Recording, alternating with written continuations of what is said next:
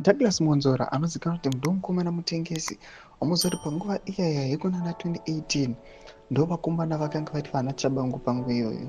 Toona kuti pafuneral muGlenview toona kuti aiwa oatakiwa motokari yake aiwa yotemwa nematombo. Sanapinda mashoka tona vanhu vakutanga kuchema chiti aiwa vakomana munyika yeZimbabwe vanhu ngatingoziva kuti kana panhu pari pafuneral hatitei zvekuchema pamwechete aiwa nekusimbisa vashaikirwa nevafirwa nekuti kuda kuita mapolitical activist pafuneral. Sanapinda mashoka muda nyiko panapa uri subscribe like down the bell apa timina mukuzwa vari kuposta this picture raDouglas Monzora mukona iro kuda nyora chiti just in Monzora's car was stormed by a mob of people at a funeral in Glenview.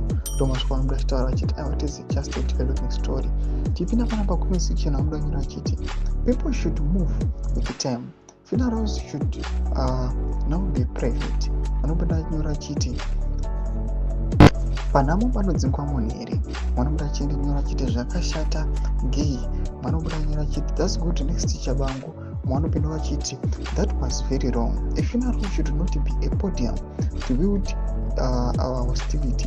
Let's esteem the process to be a adored one and then differences away from the vivid family. Mashoko atona kuti macitizens vanouya vachiti aiwa this movie yaitika iyi aiwa yakashatisa. Toona kuti Monzora achiatakiwa kunyange zvavo vanochiziva kuti munhu akaita sei nezvaakakonzeresa, but panapa achionekwa kunzi zviri kuitiwa vanhu vari kuchemewa nepanhu pari kumonewa someone. Panapa vanhu vaya vachitanga kuita zvavo zvepolitics zvinooneka kuti aiwa zvinhu zvakashata. Muri semafungiro enyu matodii pamusoro pekuatakwa kwaitiwa aiwa this guy Douglas Monzora. Pinda kumesection medu muri semafungiro enyu. Musana subscribe or like, turn on the bell icon.